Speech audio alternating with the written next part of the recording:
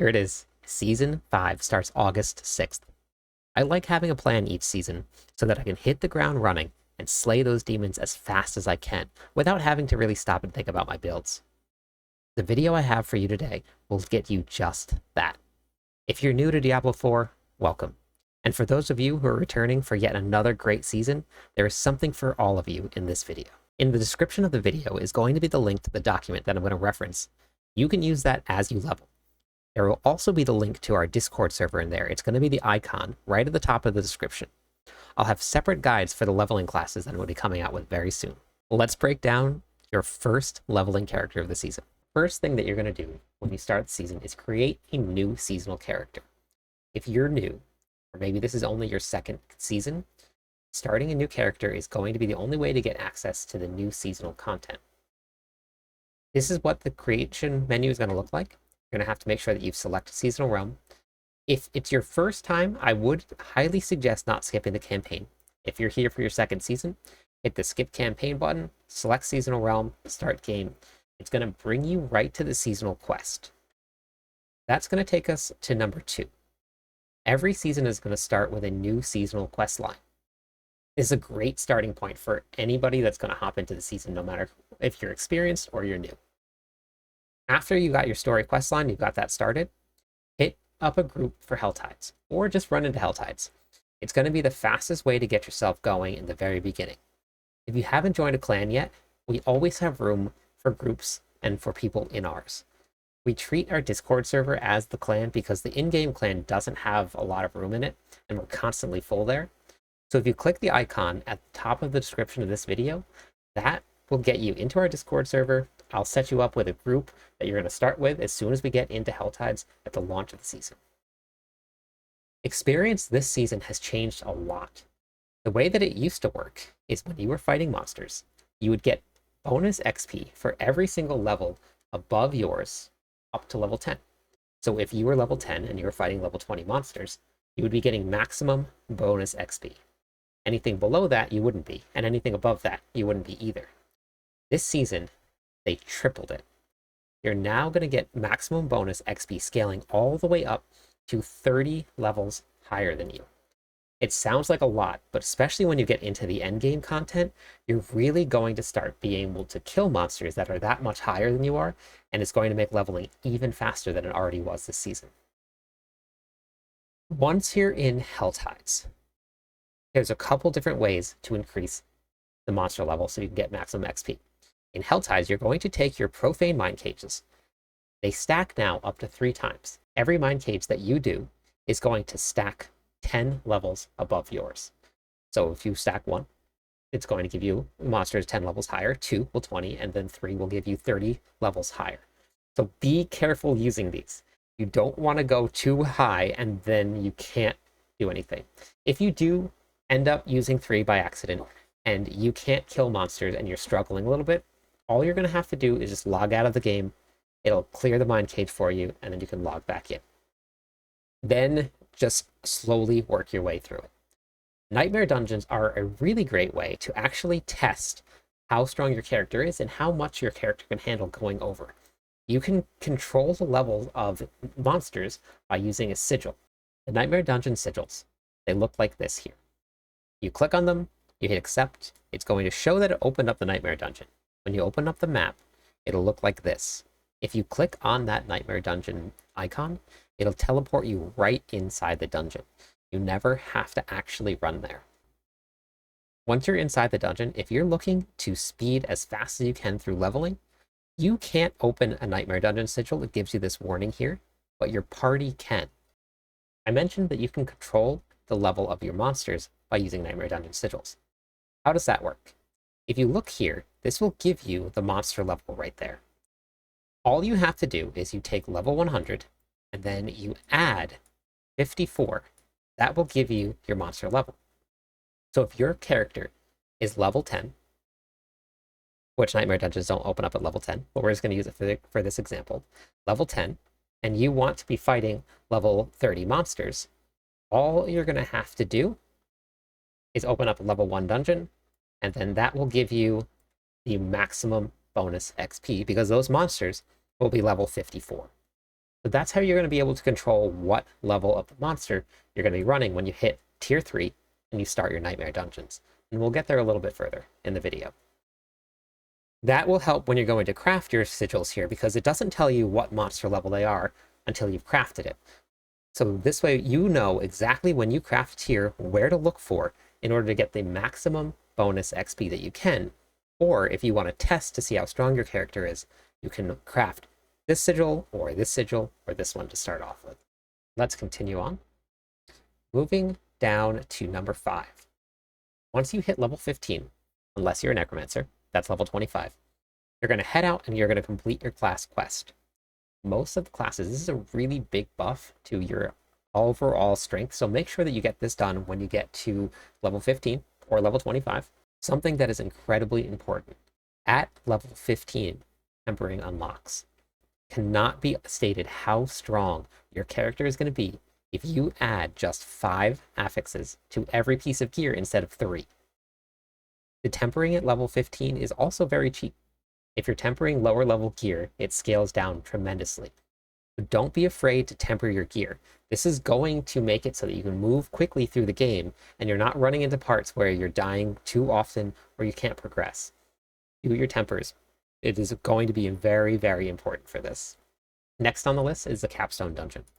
When you feel strong enough, and make sure that you do, because capstone at a very low level can be pretty challenging. If you wait until level 35, once you hit tier 3, then you'll be able to use your sacred gear. So maybe waiting till sacred gear if this is your first playthrough or you're still unsure about how to build a character. Wait till then, and then when you get to tier 3, you'll be able to start using the strongest gear that you possibly can. You do get an increased bonus from going to tier 2 to tier 3. So you can find all of that information at the World Stone here. If you look, tier 2 gives you 50% increased monster XP. Tier 3, you're going to be gaining 150% increase. So if you are speed leveling, or you have played the game a lot and you do understand how to get through this, you want to make sure that you're getting that XP bonus. Where the capstone dungeon is, it's going to be right up here. You'll have a little door in tier 2, and you take your character over there, you're going to run through to the end, and then as soon as you beat that, you come back to the statue here, and it'll unlock tier 3 for you. If pushing the limits of your character is something that you really want to do, what you can do when you go to fight the Capstone Dungeon 1 boss, if you use amethysts in your jewelry, and they'll be low level, but if you use them, the damage reduction that you're going to get to Shadow is going to help with that final boss fight. Once you hit tier 3, this is really where you're going to start to put your build together. Since your aspects will go into the Codex of Power, which you can see by opening up the Codex of Power here, all of the aspects that you find are saved. These are saved by salvaging your legendary gear. You can really start to put your build together. Selectively add the aspects because you don't want to spend all of those materials that you found already, because putting aspects on can get a little bit pricey, especially if you're switching out gear very often, which you do as you level. So make sure that the ones that you are putting on are only the ones that are going to be very important. Things like weapons change all the time. Things like jewelry, you don't have to replace quite as often. So if you're going to have important aspects, put them on your jewelry first, and then you can worry about putting things on your weapon later on. Resistances are important. If you look at the stone, what it says right here in front of it, is that in tier 3, you are losing 25% of your resistances. That means 25% more damage our monsters are doing with elemental spells. So it's very important that you start to worry about resistances. You can start to do things like putting diamonds or putting specific gems into your gear. You can start looking for affixes like resistance to all elements. There's a lot of different ways that you can do this. In tier 3, it's not as important as tier 4, but it still is going to make a very big difference in your survivability. So make sure that's something that you're thinking about as you start leveling your character in tier 3. When you hit tier 3, the options to level are going to be Hell Tides, as we were doing in tier 1 and 2, or now we're going to have access to Nightmare Dungeons. When you kill the Capstone 1 dungeon boss, it's going to drop your very first Nightmare Dungeon sigil. You can use that in order to get into your first Nightmare Dungeon. The benefits of running Nightmare Dungeons is that you're going to be gaining glyph XP.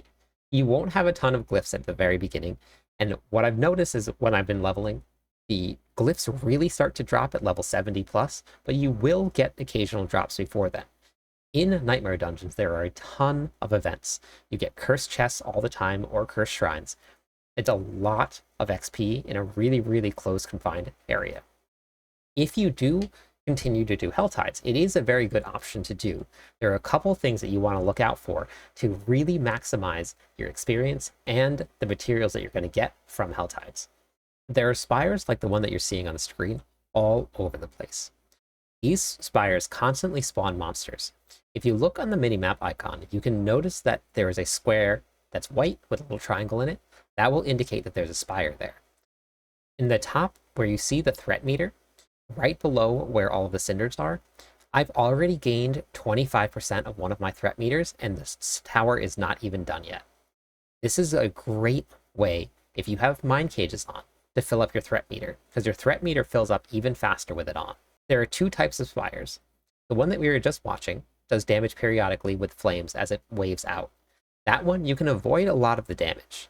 This one here drains your life, and the longer you stay inside of that circle, the more life it drains as the time goes on. So this one is a lot harder to stay inside of. You have to make sure that your character has enough way to heal, or your potions are using. But if you stop moving and you look at the life, it just slowly drains. And the longer you're in, the more it hurts. As soon as you step outside of the circle on both of these spires, it's going to go away, and then you have to find another one. But this is a great way to get a lot of resources, a lot of experience, and a lot of threat meter. So it is completely up to you. Choose the one that you enjoy doing the most, and if you enjoy doing both and you want to bounce back and forth, that's also a really great option. There is, however, a curveball. The Infernal Hordes unlocks in Tier 3. This was updated. The density and the loot was both increased. We don't know how much, we haven't got to test it out yet. There is potential that this is actually going to be the best way to level in the season, but we'll find out very soon. Once you have hit a good level, you feel your character is very strong, you can start thinking about Capstone 2. Now, Elias is a tough fight. Getting to Elias is also pretty challenging sometimes. There's a couple monsters in there that drop these little ice things on the ground that basically one-shot you, unless your character is built for it. Ancestral gear doesn't unlock until level 55. So if you want to wait until you hit level 55, and then that's when you take on Elias, you're going to feel very strong. I would feel very confident that you're going to be able to get through that dungeon. Just like you were doing before with the first Capstone dungeon, if you are pushing the limits, or even if you hit level 55, to make the Elias fight feel much easier. Put rubies in every single one of your pieces of jewelry, because this is going to be how you use your fire resistance up, and most of Elias' strength comes from fire damage. Once you've completed Elias, and you move on to Tier 4, you have focus on two main things. Make sure you try and get your armor cap up to 9,230.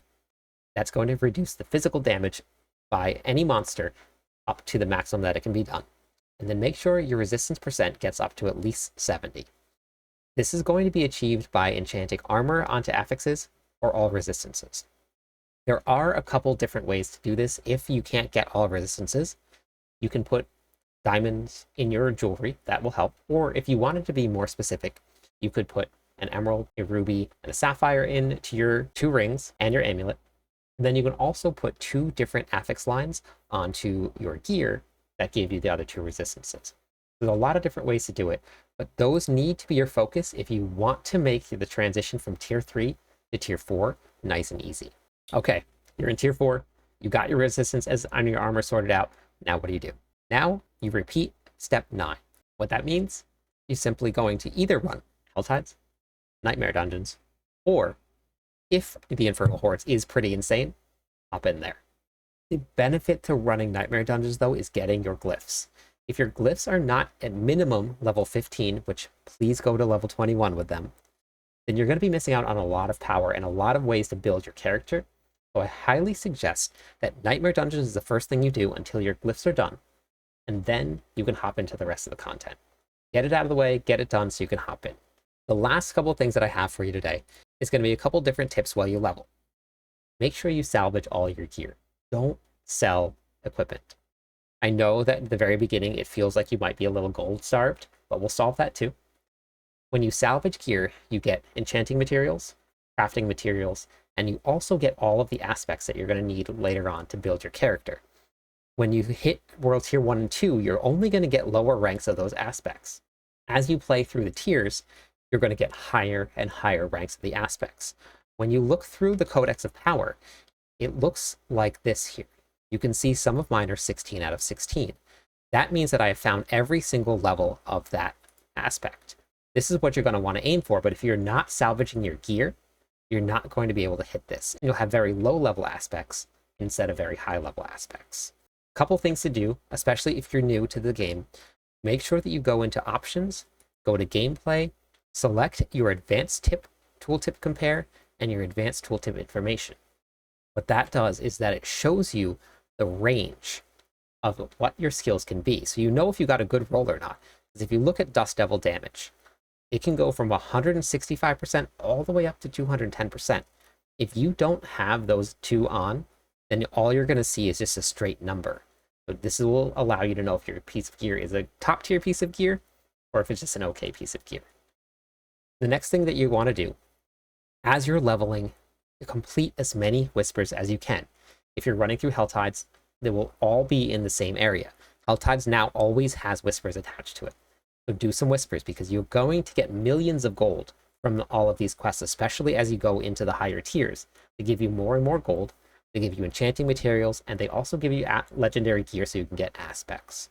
Temper your gear early and often.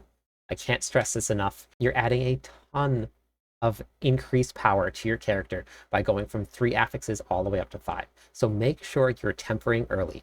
It is very, very inexpensive, especially in the early stages. It doesn't matter if the piece of gear is great. The tempers will boost your power significantly. Make sure you always have an elixir on.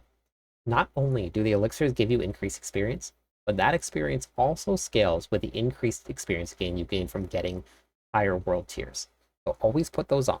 Incense is a great way to get additional experience. If you're really trying to push the limits here and get that character as fast as you can, this is a great source. If you're running with a party, you guys can rotate casting incense. It does get pricey though, and it only lasts for 20 minutes. If you die, it goes away. So make sure that you're really ready to use this incense and you're not going to be blowing through all of your materials right away. I really hope this gives you a great start to the season.